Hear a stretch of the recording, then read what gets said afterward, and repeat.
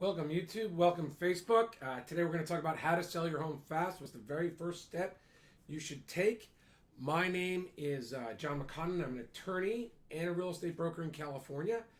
And I wanted to go over the very first step to selling your home fast. Here, let me at least see the video camera. Okay, so I'm going to take this lower third down.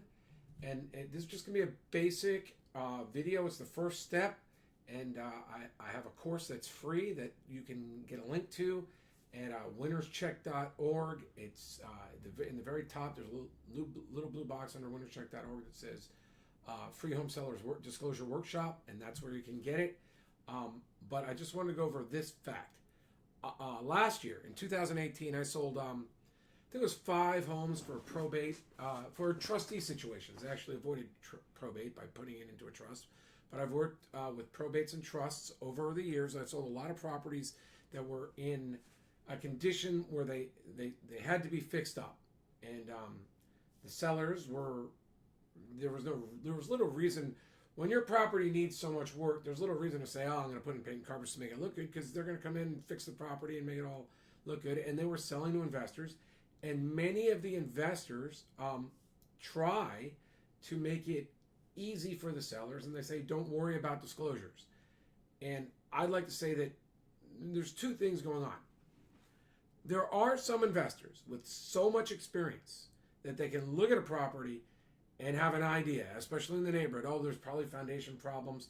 The door frame. They walk through the property, they see the door. The doors might have trouble opening and closing on the windows, so they know things are, they didn't settle well, or foundation's tilted, and they instantly go through their mind, well, these are probably all the expenses I have. I've seen it. It's impressive. But then there are other things that they'll come across in their inspections. Like, for instance, one time it turned out the garden in the backyard was actually sort of surrounding a pool that had been filled in.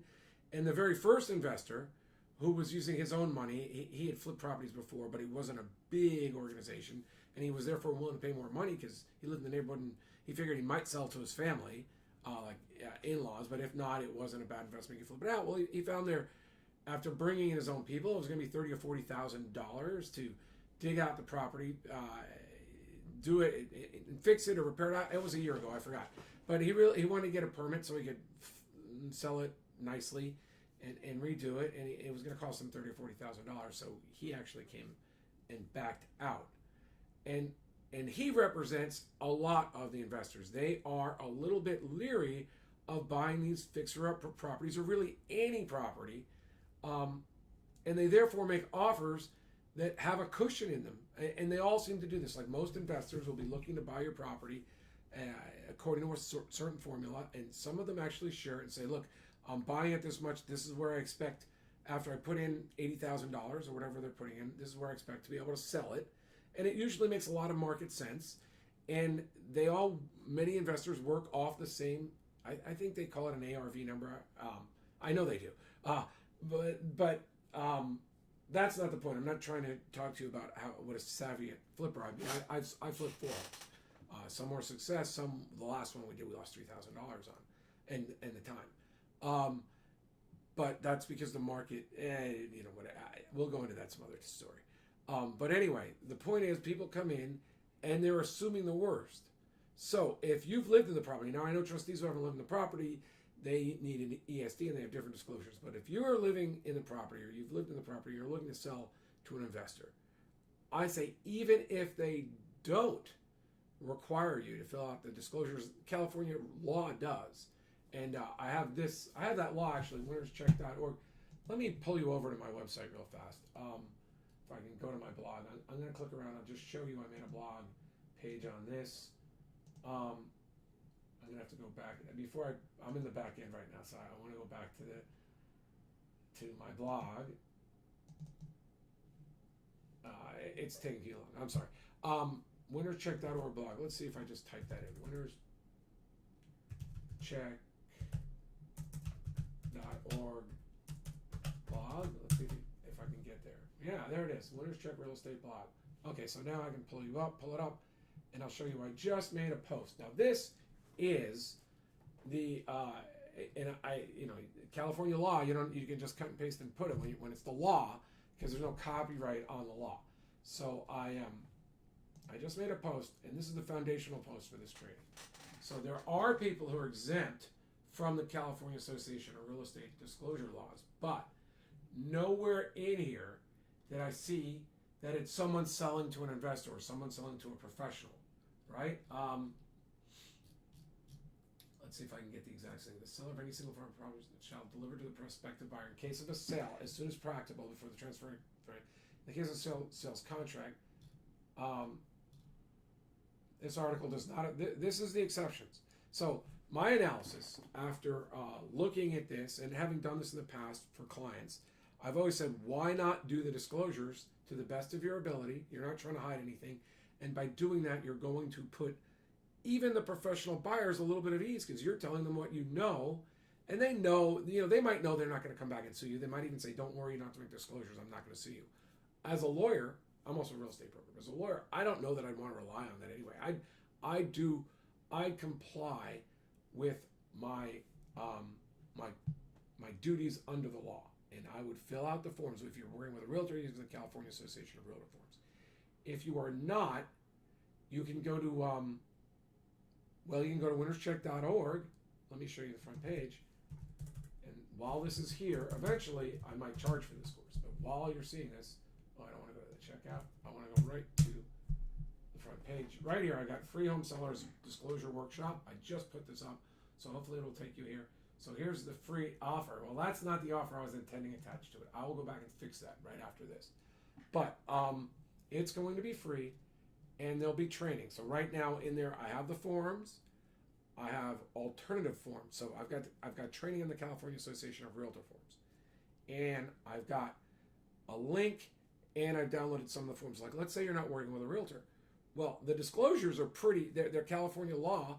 There's in fact a booklet from the DRE, but at my website I've got a link to the forms, and I've already downloaded some of them for your convenience. So we've got the training in there on how to fill it out. So if you'd like to get started with doing your disclosures before you actually contact a fast sale person, we've got that set up for you right here at the Free Home Sellers Disclosure Workshop at winnerscheck.org. So, in summary, when you go to sell a home in California, here are some of the exceptions. Let me just go over the exceptions. Pursuant to a court order, you might not have to do your disclosures. Sales or transfers to a mortgagee by a mortgagor or successor in interest who is in default. So that's when they're taking back the property. Sales or transfers by a fiduciary in the course of administration of a trust or guardianship. However, I'll have another video on this. If you're doing this, you may still have to make other disclosures. I believe it's the form is called ESD. It's similar. It's not, so you're going to want to protect yourself in some of those circumstances. And again, there's exceptions. And look at my other videos or talk to an attorney. Sales from one co-owner to another, sales from a spouse to a spouse, or persons in the lineal line of consanguinity of one or more of the transfers, consanguinity, or I should know that, but I don't do trust in estates. I believe that that's going to be your children, right? Consanguinity.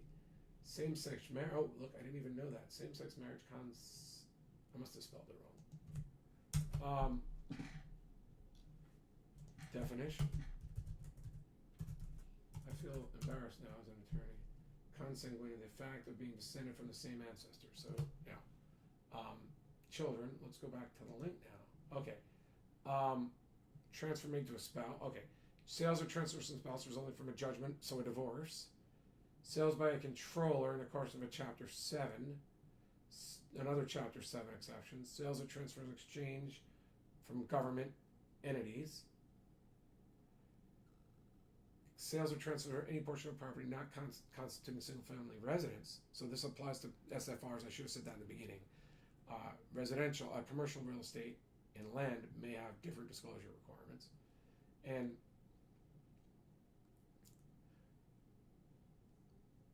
then notwithstanding the definitions, the term sale or transfer as they use in shall have their commonly understood meanings. So anyway, those are the exceptions. I didn't see an exception for a fast sale to an investor. I should have started out with this, right? I'm going to do another one of these videos. So although the investors are cool, I think there's two reasons to do it. One, you can sleep at night, and I'll explain that more in a second. And two,